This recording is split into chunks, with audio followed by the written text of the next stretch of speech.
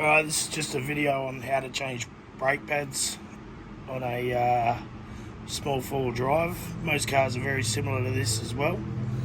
Some tools you'll need is basically a decent socket with, I need a 14, and that's for these two bolts here, one there, which you usually only got to undo one and it'll pivot up sort of to there.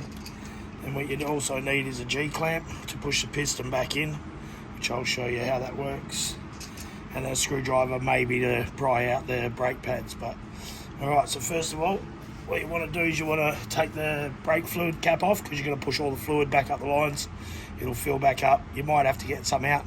I usually just put this rag around like that, and then yeah, alright, so what we're going to do is we're going to undo this bolt right here. Just undo that, take your nut out, and then basically this caliper is just going to come out and lift up like that. So like that. These, it's going to come out nice and easy. Look at that. Oh, maybe not. This is where I'll get my screwdriver and a bit of a rag just to protect the disc. Pry it out. It's one out. See how this back one comes out. Same again. Set my screwdriver with a bit of a rag. Help him on his way. There she goes. So that's both pads out. And what you want to do is you want to get your G-clamp, but also get one of these pads. Just put it against there, like that. And this is where you get your G-clamp on the back of the caliper and on the brake pad. So like that against the piston. What we're going to do is we're going to push that piston back in all the way. So now that I've got that on there, just twist until she goes in.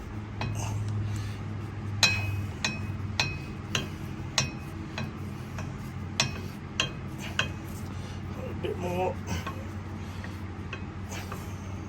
And that. Yep, that's it. Undo your G-clamp. Get rid of that. What do is put your brake pad. Put this one in first, just like that.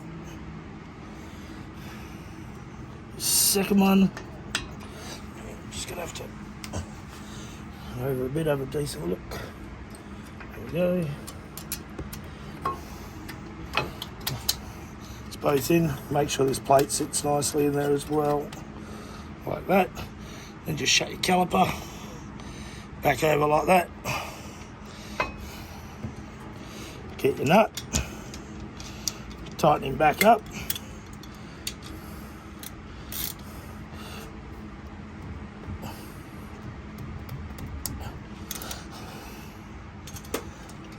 So basically, that's it.